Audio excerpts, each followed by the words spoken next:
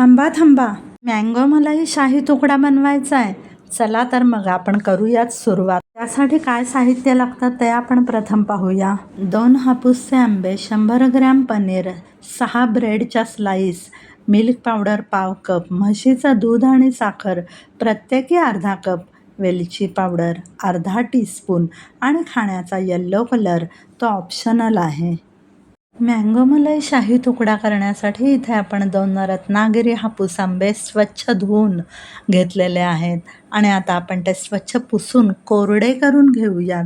त्यामध्ये थोडासुद्धा पाण्याचा अंश शिल्लक राहता कामा नये. तुम्ही पाहू शकता व्यवस्थित कोरडे झालेले आहेत. आता त्यातला एक आंबा आपण बाजूला ठेवूया. आता सुरुवातीला हा एक आंबा आपल्याला चिरायचा आहे. त्यासाठी आपण त्याला आता वरून एक कट मारूयात. चिरलेल्या आंब्याचा एक एक भाग हातावरती घ्यायचा आणि त्याच्या फोडी करायच्या छोट्या छोट्या. फोडी करताना थोडाफार रस गळला ना तरी काही हरकत नाही, पण फोडी व्यवस्थित झाल्या पाहिजेत.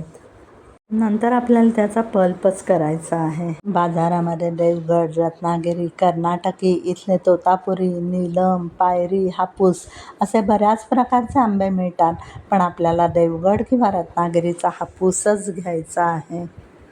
अशा प्रकारे तुम्ही पाहू शकता आपल्या एका आंब्याचा एवढ्या फोडी झालेल्या आहेत. माझ्याकडे आता इथे 200 ग्रॅम पनीर आहे. त्यातलं 100 ग्रॅम पनीर आपल्याला शाही तुकडा करण्यासाठी लागणार आहे. ह्या 100 ग्रॅम पनीरचे आपण छोटे छोटे पीस करून घेऊयात. तुम्हाला माहीत असेल की पनीरमुळे भरपूर प्रमाणामध्ये प्रोटीन पोटामध्ये जातं. तुम्ही पाहू शकता 100 ग्रॅम पनीरचे एवढे तुकडे आपल्याला मिळालेले आहेत. आता इथे ज्युसरचा जार घ्यायचा आणि त्याच्यामध्ये सगळ्या आंब्याच्या ज्या आपण बारक्या बारक्या फोडी केलेल्या होत्या त्या एका आंब्याच्या फोडी घालून घ्यायच्या आहेत. पनीरचं केलेले पीस पण त्याच्यामध्ये घालूयात. पाव कप मिल्क पावडर इथं मी घेतलेली आहे. मिल्क पावडर घेताना ती ब्रँडेड घ्यायची आहे. पाव कप साखर घालूयात आणि पाव कप म्हशीचं थंड मलाई असलेलं दूध घालूयात. घातलेल्या सगळ्या घटकांची आता आपल्याला प्युरी करून घ्यायची आहे. तुम्ही पाहू शकता अशा पद्धतीने आपली ही मँगो पनीर प्युरी तयार झालेली आहे. त्याची कन्सिस्टन्सी एवढीच राहील, त्यापेक्षा जास्त दाट नाही आणि जास्त पातळही नाही. तयार झालेली सगळी प्युरी आता आपण नॉनस्टिक पॅनमध्ये घालूयात, म्हणजे शिजवताना ती पॅनला चिकटणार नाही. पॅन गॅसवर ठेवायच्या आधीच प्युरी घालायचं कारण असं की आधी गॅसवर पॅन ठेवला तर पॅनवर ओतलेली प्युरी तडतडून वर उडायला लागते.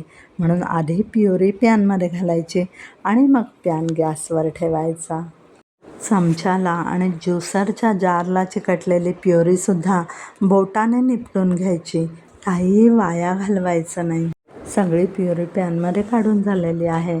आता पॅन गॅसवर ठेवून आपल्याला गॅसची फ्लेम मंद आचेवर ठेवायची आहे. ह्या मँगो पनीर प्युरीचा आपण पल्प करून घेणार आहोत. त्यासाठी आपल्याला स्पॅच्युलाने सतत हलवत राहायचं आहे.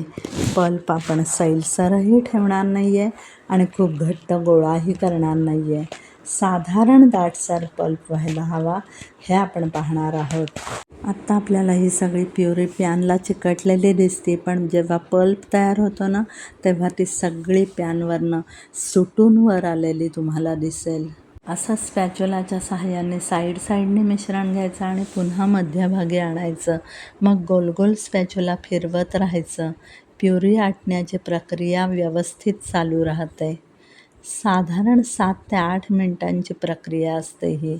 प्युरी करताना आंब्याच्या फोडींमध्ये आपण मिल्क पावडर, पनीर, दूध हे सगळे पांढरे पदार्थ घातल्यामुळे फिका कलर आलेला असतो. त्यामुळे आता आपण तो रंग चांगला येण्यासाठी त्याच्यामध्ये आपल्याला 2 ते 4 थेंब येलो लिक्विड कलर घालायचा आहे. पण हा ऑप्शनल आहे, नाही घातला तरी चालतो. अगदीच फूड कलर घातला तर तो ब्रँडेड घ्यायचा.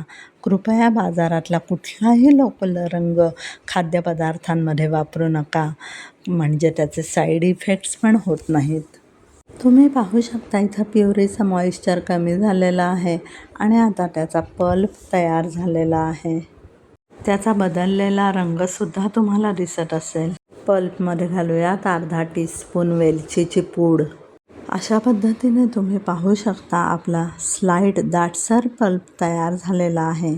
आता आपण गॅस बंद करूयात आणि तुम्ही पल्पची कन्सिस्टन्सीसुद्धा पाहू शकता.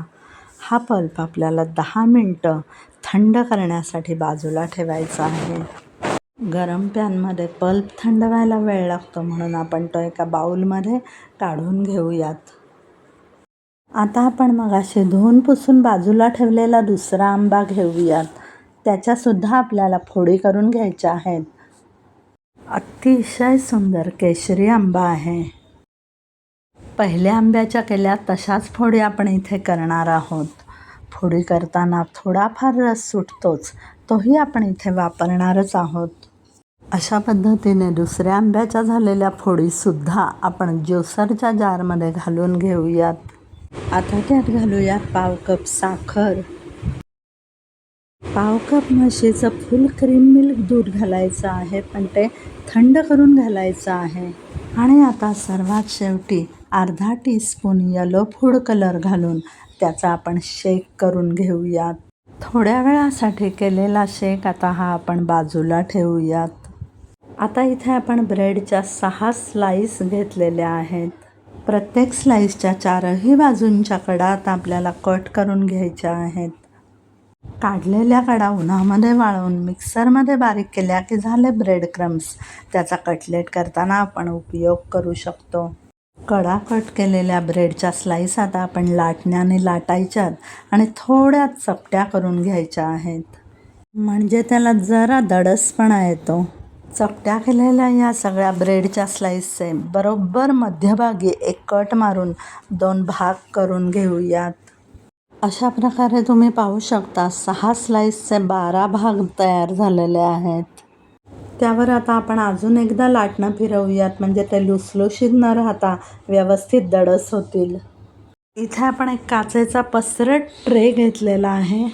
त्यामध्ये आपण नंतर केलेला जो आंब्याचा शेक होता तो एक 2 चमचे घालूयात आणि तो व्यवस्थित त्या ट्रेमध्ये स्प्रेड करूयात.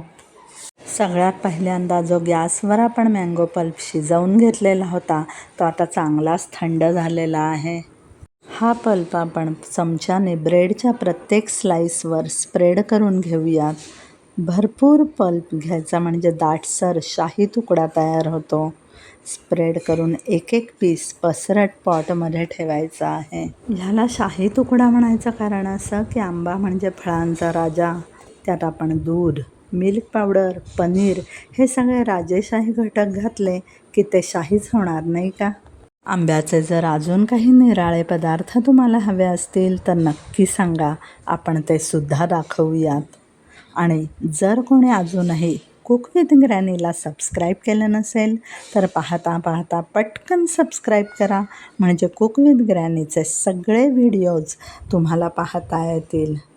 तुम्ही पाहू शकता आपला एक लेयर तयार झालेला आहे.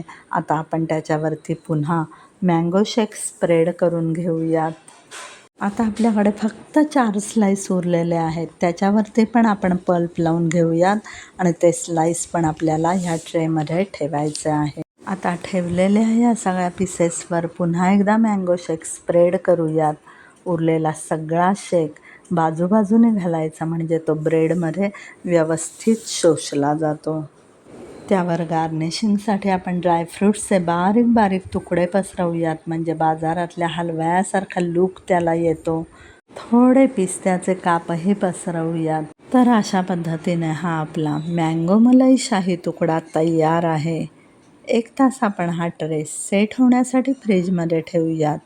1 तासानंतर खायला जास्त मजा येईल. अंदाजे 1-1.5 तासानंतर असा तुकडा सुरेख बाई खायला मिळतं म्हणत त्याचा आस्वाद घ्यायचा. जर तुम्हाला आजची रेसिपी आवडली असेल तर माझ्या चॅनलला लाईक करा, सबस्क्राईब करा आणि बेल आयकॉनवर क्लिक करायला अजिबात विसरू नका. Thank you very much.